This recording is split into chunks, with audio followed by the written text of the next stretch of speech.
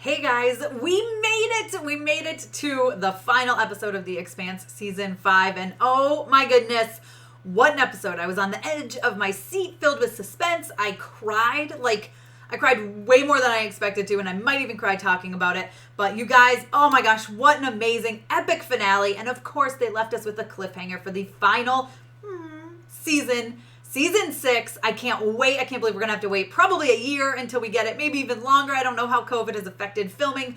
But such a good ending to this amazing season. Seriously, listen, The Expanse is one of the best sci-fi shows out there, one of the best science fiction television shows, and I will go to my grave saying that. Seriously, amazing. So let's talk about the finale, episode 10 of season 5 of The Expanse. This is called Nemesis Games, and yes, there is going to be some spoilers, so be warned. Hey, Tessa from Mama's Geeky here. Thank you so much for stopping by my YouTube channel. All right, guys. Now, as always, there are going to be spoilers in this video. I am going to be discussing the major plot points of The Expanse Season 5, Episode 10, the season finale. I'm going to be talking about that. Plus, I'll give you my review when I'm done. So, a lot of crazy stuff happened in this episode. Like I said, it was very suspenseful. There's a lot of really awesome action and some space battles, which is, listen, there's nothing wrong with the space battle. It's pretty amazing. Plus, the end, they leave you with a giant cliffhanger. And yes, I cried. I'm so mad that I was right. If you watched my videos from earlier, I said, I feel like someone is going to die at the end of this season. I don't know why I thought that, but I did. I just had this gut feeling that someone was going to die. The person who did, I was in complete shock. I really did not expect this person to die, and I'm mad and I'm angry, and we'll get to it, but let's talk about this episode. So it starts off with exactly where I kind of thought it would start off with, right? You've got the Free Navy coming after the Rossi, and I thought they're going to start off with a big battle, and that's exactly what they did. Now, the Rossi realizes that the Free Navy is after them. They see the ships coming, and there's nothing else that they can do besides just meet them face to face. So they decide they are going to burn rubber, so to speak, use up all their fuel, and confront them. Give them the fight that they want, and try to give Alex, Bobby, and of course the Razorback the chance to go get Naomi, which they do not know that her ship is a bomb at this point. They still don't know because she doesn't have that communication to get out. All right. So that's what Holden decides to do. They do end up getting out there. There's some stuff in between, but I'll tell you about that fight real quick. It was really awesome. Really, really cool. I loved the way they shot it because they were showing a lot of the ships. Like they'd pan around out in space, and then the ship would come up, and they'd put the name of the ship, and you'd see the whole thing. It was really, really cool to explain the Free Navy ships.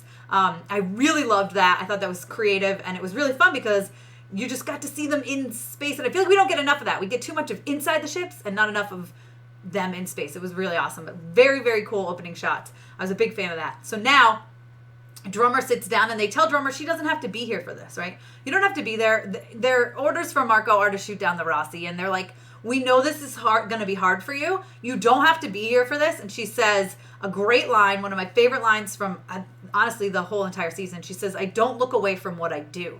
So she starts to take ownership of this, you know? And I was so sad for her because you can tell it's not what she wants to do. Of course it's not what she wants to do. She actually really likes and appreciates Holden for who he is. I really, truly believe that. Yes, she's all about the Belters, but I think she's always had an appreciation for Holden, and she doesn't want to do this. I mean, she considers them her friends, I think. Now we cut to Naomi on the ship. She's out there doing whatever her plan was that she started at the end of episode 9. I didn't know what she was doing, but she's just trying to absolutely destroy something. Well, she breaks through and she does it, and what it does is she fires up a thruster that ends up sending her ship into a spin, which means, and we find this out because we get to the Razorback where Alex and Bobby are talking, and Bobby says, we can't dock here, Alex. There's no way we can dock now. Her ship is spinning too much. It's just we're not going to be able to do it.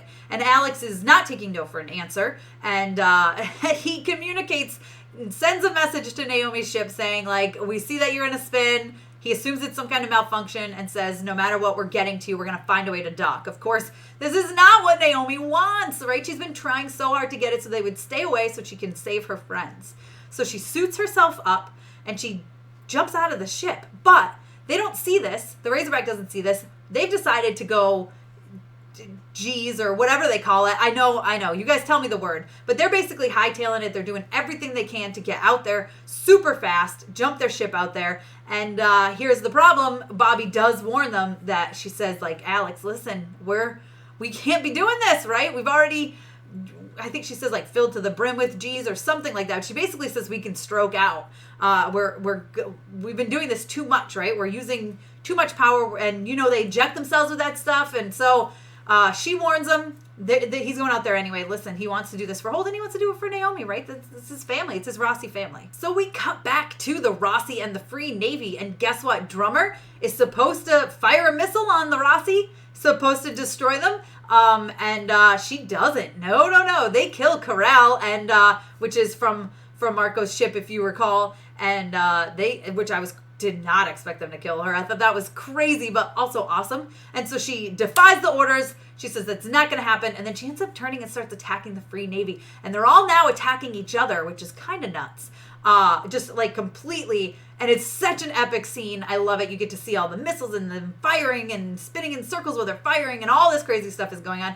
The Rossi, of course, joins in, and they do end up destroying one of the ships. This is not Drummer's ship. We don't lose anybody that we know, as far as I remember. I didn't know anybody. I don't think we know who dies on that ship. It's just the fact that they did that. And then Holden says, listen, you guys, he makes an announcement basically saying, all you hostile, that's what he calls them, hostile Free Navy, hostile belters, like whatever. And then she's like, Holden, it's Drummer, which I thought was awesome. It's kind of like then he realizes, she did it for me, which I thought was great. I thought that was awesome. I would have loved to see more of a conversation between them. We didn't get it. As the Razorback approaches Naomi's ship, they see that she's outside, and Alex picks up that she's doing Belter hand signals, and he can kind of read them, all right? Like, he doesn't know them very well, and it's spotty, but he's like, hold on, okay.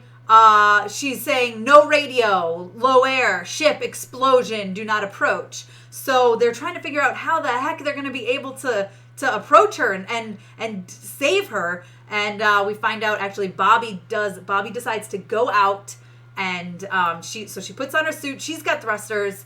She's going to go save Naomi. So she goes out there and gets Naomi. Naomi is a mess. She's almost dead. She even says, I thought she was going to die. I for sure thought she was going to die because I didn't know Bobby was going to show up. And she's saying, like, I'm sorry I called you an idiot, because that's what she called Alex, an idiot. But she just, she's like dying. But when Bobby approaches her, she gets the air on her. So she's able to pick her up. She calls Alex to pick her up. And then we don't hear a response. And she's like, Alex. And they show the Razorback. Oh my God, I'm going to cry. They show the Razorback, and Alex is stroked out and died. Which took me by complete surprise. I thought for sure it was going to be either Drummer or Naomi who died. I really did think it was going to be someone was going to die this. And I hate that I was right. Because I love Alex, and he's been kind of a jerk sometimes, but I do love Alex. And I was really upset to see that they killed him off. It stinks. And we got one season left, but I get that they did it. Okay, whatever. And then we cut to that clearly Holden has picked up Naomi and Bobby, and they're all on the ship together. So Holden and Naomi are reunited, which is a beautiful moment. And then they decide they're going to Luna. They talk about Alex. They go to Luna where Amos is. Amos is there. We find out Holden's parents are okay, that Secretary General Avasarela has sent a shuttle down to pick up Holden's parents straight to the farm to send them back up, which I thought was nice of her to do. And they are all reunited.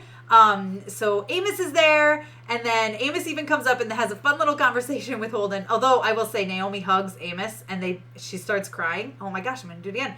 And that part really, really got to me.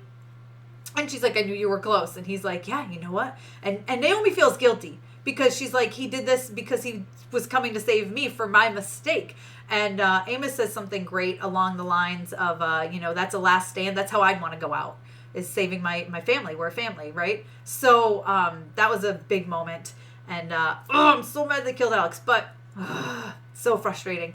So anyways, they're on Luna, and then Amos has a conversation with Holden, which is great, when he's like, hey, remember way back when you said you were going to kill me if I did this and that, blah, blah, blah. And Holden's like, He's like, did you mean it? He's like, yeah. He's like, so remember you were going to kill me and now we're like really close and you would never do that. And he's like, right. And he's like, okay, just remember that. You can come on board. And of course he brings Peaches, aka Clarissa, on board and says she's going to hang out with us for a while. And Holden's face is fantastic. He's just like, what? Of all the people, like she tried to kill us. What's going on? But that was really funny. I liked that part a lot. And so of course now she's part of the crew. I don't think she's really taking Alex's place, but it's nice to have them all together. Marco is ticked at Drummer for disobeying his order, so of course he needs to get her back, and he takes a video of himself spacing Serge. You remember how they switched people, so Serge was Drummer's guy that was on his ship, and her crew is not a fan of this, and some of her crew ends up leaving, one of them being Oksana, so that was a really tearful goodbye, and Drummer was saying, like, you can be with me, like, we're on our own, and they were like, no. So some of her crew left, some stayed behind with her, and I'm wondering if we're going to get some of that in season 6. Hopefully we do. I definitely want more Drummer, and I feel kind of bad for her, but I also love that she took a stand against Marco, and she didn't sacrifice her values just because of something Marco told her to do. I'm proud of her for that. We see the whole crew hanging out, sort of celebrating, and just kind of, being happy to be back together on Luna. Avasarela is with them as well. We see her and Bobby have a little conversation. I'm sorry for the loss of your husband. I'm sorry for the loss of your friend. And then Avasarela does introduce her to others as her new liaison. And they're also nice to her. Like, if you remember, the Martians were very mean and rude to Bobby. And these people are all nice and warm and welcoming. So I really love that. And I thought, is this how this season's going to end? Super nice and happy? No. I should have known better. It's most definitely not how this season was going to end. Avasarela comes up to Holden and says, come with me, but don't make a fuss. And they all kind of go off and go into this room, the war room, so to speak. The council is there, and they discover several things. Also, by the way, before that, Holden has discovered that, there was a torpedo that didn't come after us.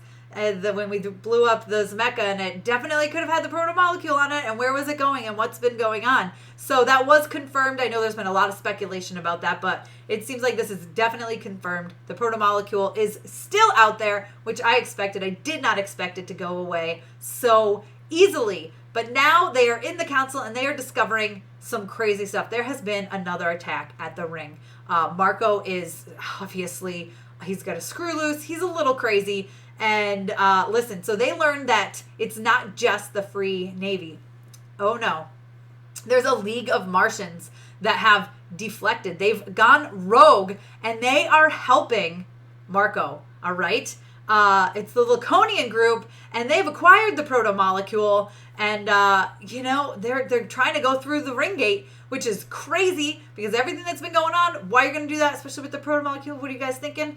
I don't know, but they're working with Marco. They blow up some ships. Then we see them, and this is nuts. So it's Admiral, I'm going to say his name wrong maybe, but Sabatier, and they've traded warships with Marco. They're acquiring the proto-molecule, and of course they're planning to go through the ring gate and settle on Laconia. But the last scene we see, they're going through, and I call them the anti-proto-molecule aliens, but the whole red thing happens and takes them over. And it's crazy as they go through, they pause and it happens. And then they disappear. So does this mean they completely disappeared? Does it mean they went somewhere else? They're not right through the ring. Like, what's going on? And of course, this has us speculating like crazy for season 6. You guys let me know what you think is going on down below in the comments. Don't forget to give me a thumbs up, subscribe, hit the notification bell so you don't miss out on more videos like this one. You can follow me over on Instagram and Twitter. I'm at Mama's Geeky over there, MAMASGEEKY. But this was a great finale. I think I was on edge most of it. There were moments I rewound to watch again because there was just so much going on. I'm bummed about Alex. I'm mad about Alex. But I'm happy to see the crew all back together besides him. And I don't know. I'm interested to see where this is going to go. I'm sad it's going to be the final season because, like I said, this is one of the best science fiction shows on television. I love it. I think the season was great. There was so much going on. I like how they were all spread apart but came together in the end. And I'm really mad at myself for knowing that someone was going to die and that it had to be Alex. I'm so bummed. I'm so bummed about it. But yeah, you guys let me know what your favorite part of the season was or how you felt about the season. What did you think about the finale? I think it was pretty epic. Thanks for taking the time to watch this, guys, and I'll see you next time.